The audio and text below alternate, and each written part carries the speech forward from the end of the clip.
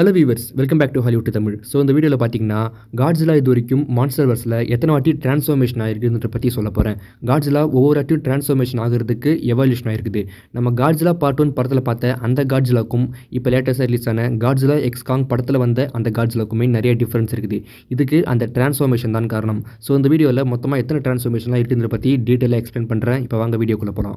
So இந்த மான்ஸ்டர்வர்ஸோட timeline படி காட்ஸிலாவோட first appearance அந்த மொனார்க் லெகசி ஆஃப் மான்ஸ்டர்ஸ் சீரிஸில் தான். அதில் 1954 காட்ஸிலாவை ஒரு தீவில் காமிச்சிருப்பாங்க.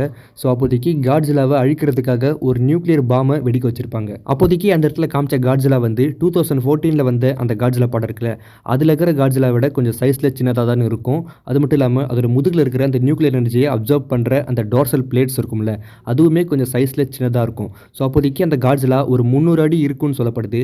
ஆனால் அது கொஞ்சம் எவால்யூஷன் ஆகி அந்த காட்ஸிலா 2014 படம் இருக்குல்ல, அதில் ஒரு 355 அடி இருக்குன்னு சொல்லப்படுது. அந்த தீவில் நியூக்ளியர் பாம்பு வெடிக்க வச்சிருப்பாங்கல்ல, ஸோ காட்ஸிலாக்கு முன்னாடியே அந்த பாம்பு வெடிச்சனால அந்த பாம்பில் இருக்கக்கூடிய மொத்த ரேடியேஷனும் காட்ஸிலா அப்சர்வ் பண்ணியிருக்குது. ஸோ அதனால் காட்ஸிலா எவால்யூஷன் ஆயிருக்குது. ஆனால் காட்ஸிலா பார்ட் 1 படத்தில் பார்த்தா பெருசாக ஒன்றும் எவால்யூஷன் ஆன மாதிரியே தெரியாது. ரெண்டும் பார்க்க ஒரே மாதிரி தான் இருக்கும். ஆனால் காட்ஸிலா கொஞ்சம் ஹைட்டில் வளர்ந்துருக்குது. அதோட முதுகில் இருக்கிற அந்த பிளேட்ஸுமே கொஞ்சம் வளர்ந்துருக்கு. அடுத்த டிரான்ஸ்ஃபார்மேஷன் பார்த்தீங்கன்னா மான்ஸ்டர்வர்ஸ் காமிக்ஸில் நடந்திருக்குது. காட்ஸிலா 2014 அப்புறம் மியூட்டோ பிரைம் கூட சண்டை போட்டிருக்குது. அந்த ஃபைட்டுக்கு அப்புறம் காட்ஸிலா ஹைபர்னேஷனுக்கு போயிருக்குது. ஸோ அது ஹைபர்னேஷன்லேருந்து எழுந்து வந்ததுதான் அந்த மொனார்க் லெகசி ஆஃப் மான்ஸ்டர் சீரிஸில் காமிச்சிருப்பாங்க. அந்த ஹைபர்னேஷனால காட்ஸிலா கொஞ்சமாக எவல்யூஷன் ஆயிருக்குது. ஆனால் அதோட பிசிக்கல் அப்பியரன்ஸ் பார்க்கறதுக்கு ஒரே மாதிரி தான் தெரியும். ஆனால் அதோட அந்த அட்டாமிக் பிரெத் வந்து கொஞ்சம் ஸ்ட்ராங்காக இருக்குது. காட்ஸிலா பார்ட் 1 படத்தில் காட்ஸிலா பெருசாக அதோட அட்டாமிக் பிரெத்தை யூஸ் பண்ணியிருக்காது. லைக் ஒரு 2-3 சீனில் மட்டும் தான் யூஸ் பண்ணியிருக்கும். ஆனால் அந்த மொனார்க் லெகசி ஆஃப் மான்ஸ்டர் சீரிஸோட அந்த ஃபைனல் எபிசோடில் அயான் டிராகன் கூட நடந்த ஒரு சண்டையில் பார்த்தீங்கன்னா காட்ஸிலா கொஞ்சம் ஃபாஸ்ட்டாகவே சண்டை போட்டிருக்கும்.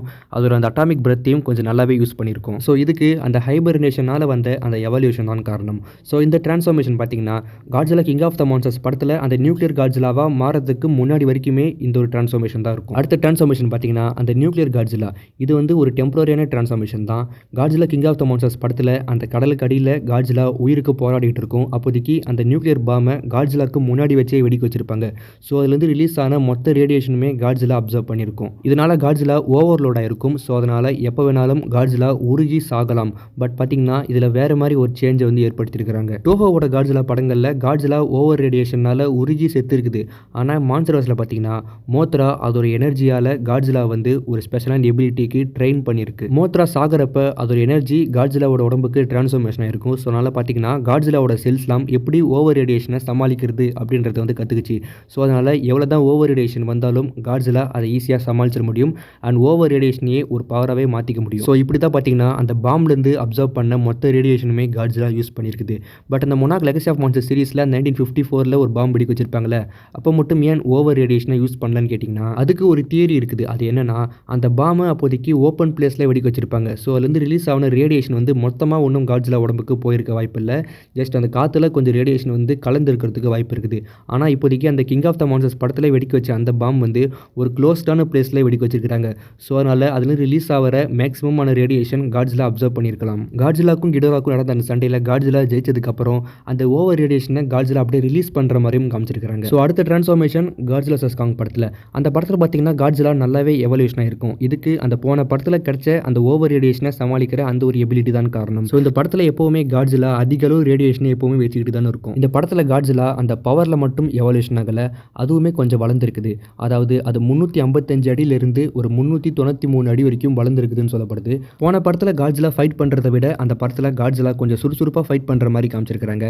அது மட்டும் இல்லாமல் அந்த படத்தில் காட்ஸிலா எப்போவுமே அந்த நியூக்ளியர் பல்ஸ் வந்து இருந்துகிட்டே இருக்கும். அதாவது அது உடம்புல எப்போ பார்க்குறப்ப அந்த ப்ளூ கலர் ரேடியேஷனோட மார்க்கு தெரிஞ்சுட்டே இருக்கும். அது மட்டும் இல்லாமல் காட்ஸிலாக்கு இந்த படத்தில் காமிச்சது ரொம்பவே பவர்ஃபுல்லான அட்டாமிக் பிரெத். ஸோ அதை வச்சு சர்ஃபேஸ் எடுத்துட்டு ஹாலோ எர்த்துக்கு ஒரு போர்ட்டலையே உருவாக்கியிருக்கும். ஸோ இதுக்கெல்லாம் அந்த கிங் ஆஃப் த மான்ஸ்டர்ஸ் படத்தில் கிடைச்ச அந்த டெம்பரரியான எவல்யூஷன் தான் காரணம். அடுத்த டிரான்ஸ்ஃபார்மேஷன் காட்ஸிலா எக்ஸ் காங் படத்தில். இந்த படத்தில் காட்ஸிலாவோட அந்த பழைய ஃபார்மான அந்த ப்ளூ கலரை விட்டுட்டு பிங்க் கலர் ஃபார்முக்கு மாறி இருக்கும். இதுக்கு டிஎம்எட் அப்படின்ற டைட்டனை கொண்டுட்டு அதோட இடத்துக்கு போய் மொத்த ரேடியேஷனுமே அப்சர்வ் பண்ணி அந்த பிங்க் கலர் ஃபார்முக்கு மாறி இருக்கும். இந்த டிரான்ஸ்ஃபார்மேஷனால காட்ஸிலாவோட பவர் மட்டும் மாறிடல, காட்ஸிலாவோட பிசிக்கல் அப்பியரன்ஸே மொத்தமாக மாறிடுச்சு. காட்ஸிலா கொஞ்சம் குண்டா இருக்கிற மாதிரி தெரியும். ஆனால் இந்த படத்தில் காட்ஸிலா கொஞ்சம் ஃபிட் ஆகிடும். காட்ஸிலாக்கு அங்கங்கே வந்து கொஞ்சம் கட்ஸ்லாம் வர மாதிரி இருக்கும். அது மட்டும் இல்லாமல் காட்ஸிலாவோட கை, கால், வால்லாம் கொஞ்சம் பெருசாக வளர்ந்துருக்கும். காட்ஸிலாவுமே கொஞ்சம் ஹைட்டாக வளர்ந்துருச்சு. போன படங்கள் எல்லாம் காட்ஸிலா வந்து ஓரளவுக்கு ஃபாஸ்ட்டாக சண்டை போட்டுட்டு இருந்துச்சு. ஆனால் அந்த படத்தில் ரொம்பவே ஃபாஸ்ட்டாக சண்டை போடுற மாதிரி காமிச்சிருக்காங்க. இது மட்டும் இல்லாமல் காட்ஜிலாவோட முதுகில் அந்த டோர்சல் பிளேட்ஸ்லாம் இருக்குல்ல, அதுவுமே கொஞ்சம் வளர்ந்துருக்குது.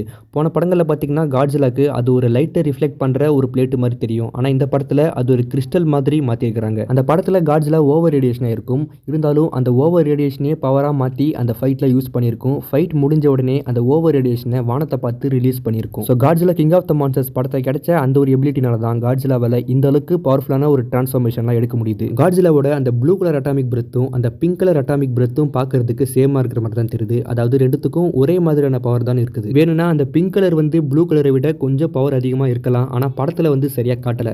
ஸோ படத்தில் வந்து காட்ஜிலா அந்த பிங்க் கலர் அட்டாமிக் பிரெத்தை யூஸ் பண்ணுதுன்னு தான் காமிச்சிருக்காங்களே தவிர அது எந்த அளவுக்கு பவர்ஃபுல் அப்படின்னு இன்னும் காட்டலை. அந்த பிங்க் கலர் அட்டாமிக் பிரெத்தை வச்சு காட்ஜிலா இன்னும் எந்த ஒரு டைட்டனையும் ஒழுங்காக கொல்லலை.